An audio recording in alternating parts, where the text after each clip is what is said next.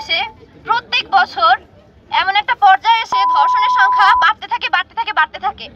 এটা কোনো কৌশলে করা হচ্ছে, কোনো পলিটিক্যাল কোনো কিছু ইস্যু কিনা আমরা সেটা বুঝতে পারতেছি না। আসলে এইটি প্রশাসন দেখবেন যে এটি আসলে পলিটিক্যাল কোনো ইস্যু দ্বারা বাড়ানো হচ্ছে কিনা, বা কোনো দেশে তাদের পার্সোনাল ইস্যুর জন্য এটি আপ অ্যান্ড ডাউন হচ্ছে কিনা।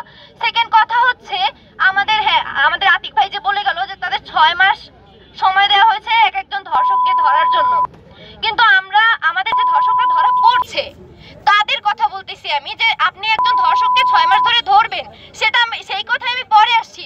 যাদেরকে অলরেডি ধরতে পারতেছেন তাদেরকে কেন মৃত্যুদণ্ড দিতেছেন না, তাদেরকে কেন ফাঁসি দিতেছেন না, তাদেরকে জেলে নিতেছেন, কয়েকদিন পর আবার বের হয়ে যাচ্ছে।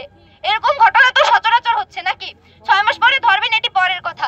আমাদের এই নিত্যদিনের একটি কাহিনী, নিষিদ্ধ ছাত্রলীগের মেহেদি সাধারণ সম্পাদক পটুয়াখালী কালেক্টরেট স্কুল অ্যান্ড কলেজের মঞ্জিলাকে অপহরণ করে নিয়ে ধর্ষণ করে। এর প্রতিবাদে আমরা কি করতে পেরেছি? পটুয়াখালী পুলিশ প্রশাসন মঞ্জিলার জন্য কি করতে পেরেছে? আমরা অন্যান্য জেলার জন্য তো আন্দোলন করবারই তো পরে আমাদের নিজের জেলায় যে ধর্ষণ হচ্ছে তার ব্যাপারে আমরা জানতেছিও না। এটি নিয়ে আমরা খুব জোরদার দাবি জানাচ্ছি যে আপনি 6 মাসের টাইম কমিয়ে আনুন প্রশাসন আপনারা, আর যাদেরকে ধরতে পারতেছেন তাদেরকে তখনই ফাঁসি নিশ্চিত করুন। আমরা ফাঁসি দেখতে চাই। আর আপনারা যদি এটি হ্যান্ডেল করতে না পারেন, আপনারা যদি সিচুয়েশন হ্যান্ডেল করতে না পারেন, আমাদের কাছে ছাইরা দেন, আমরা ধরে মারবো। আমরা এর আগে 2-3 বার মাঠে নামছি, কিন্তু আমরা আমাদের সঠিক ফলাফলটা এখনো পর্যন্ত পাইনি। আমরা চাই ধর্ষকদের ধরে প্রকাশ্যে মৃত্যুদণ্ড দিন। একজনকে যদি প্রকাশ্যে সবার সামনে ফাঁসি দেওয়া হয়, অন্যরা এই জঘন্য কাজ করার সাহস পাবে না। আমরা চাই তাদেরকে আমাদের সামনে এনে ফাঁসি দেন। কেন এমন জঘন্য কাজ করবে? একটা 8 বছরের বাচ্চা, 10 বছরের বাচ্চা তাদের হাত থেকে বাঁচতে পারবে না, সেখানে আমরা কি?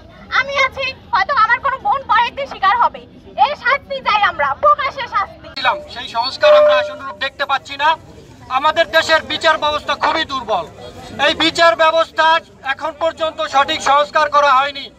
না হলে একজন ধর্ষক ধর্ষণ করার পরে কিভাবে সে মুক্ত বাতাসে ঘুরে বেড়ায়, বছরের পর বছর পার হয়ে যায়, ধর্ষকের বিচার হয় না। আমি বলতে চাই আমাদের দেশের বিচার ব্যবস্থা হচ্ছে একটি শুভঙ্করের ফাঁকি। এই বিচার ব্যবস্থা সংস্কার করতে হবে। একটা ধর্ষক যদি সে প্রমাণিত হয় সে ধর্ষণ করেছে, তাহলে সেখানে দীর্ঘসূত্রিতা কেন থাকবে? প্রমাণ হবে, প্রকাশ্যে তাকে শাস্তি দিতে হবে। 2-3-4টাকে ফাঁসিতে ঝুলাই দেন প্রকাশ্যে, দেখবেন সব এমনি ঠান্ডা হয়ে যাবে।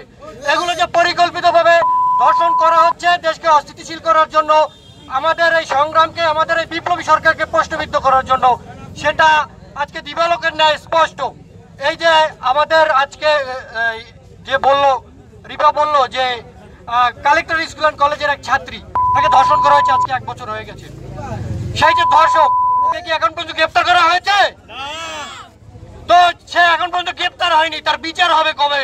Russia, justice for Russia.